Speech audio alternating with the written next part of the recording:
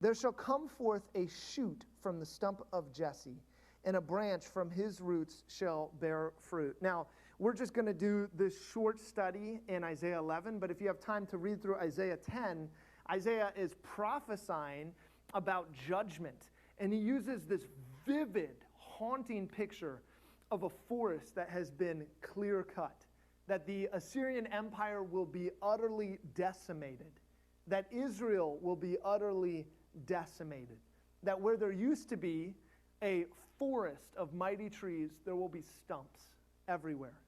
The entire thing will be destroyed. And so Isaiah 10 leaves you with just utter destruction. And what's incredible about Isaiah 11 is that if the whole Bible were, if you tried to make sort of a trailer, like you go to a movie and you see a trailer for an upcoming movie, if you try to make a trailer for the whole Bible, Isaiah 11 would be a great way of doing that.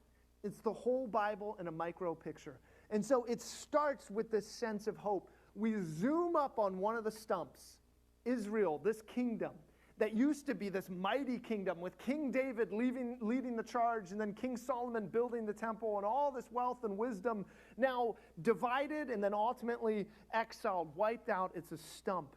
But Isaiah zooms in on this stump when everything seems bleak, when everything seems hopeless, when there is no peace. There's something in this stump. There's something happening beneath the surface. God's doing something when it looks like everything is done. Everything is hopeless. Everything is decimated. It says, there shall come forth a shoot from the stump of Jesse. The littlest little shoot. Tiny, insignificant, almost unnoticeable. Out of all this death, life will come. And when it says a shoot from the stump of Jesse, for those of you who have grown up in the church and in the scripture, you know that Jesse is the son of David. David is the mighty king. And God promised David that from his descendants, from his offspring, would come an everlasting king. And so in the midst of all the destruction, in the midst of all the political turmoil and rioting and empire overthrow that's happening in the world, Isaiah zooms up and says, even in all this destruction, there is hope. There is peace.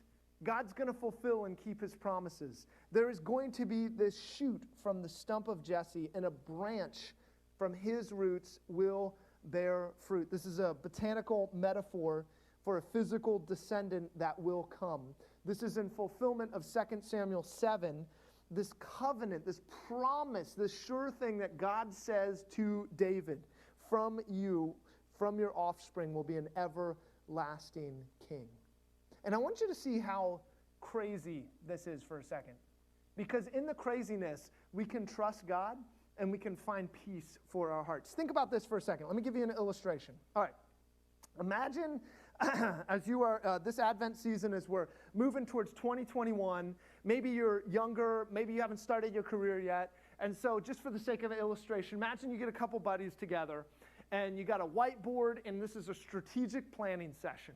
And you're like, guys, I want you to help me plan out the rest of my life. And they're like, all right, let's do this. Sounds good.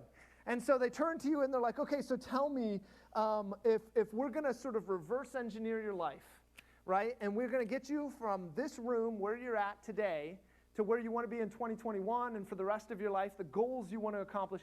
Tell us what you want to accomplish, and then we'll reverse engineer. And so you think about it for a minute and you're like, man, okay, here's what I want. 3 things. I want virtually everyone in the world to know my name, to know something about me. And then, number 2, I want my teaching to be universally seen as excellent, as profound, as incredible. And then number 3, I want, say, 2 or 3 of the greatest, biggest major civilizations on the earth to base their civilizations around my teaching. All right, guys, how do I do that? Reverse engineer. Not only is that a daunting task, not only is that an impossible task, but you might begin to think, okay, how do we blow this guy up? How do we make him viral? What does he have to do to achieve this end?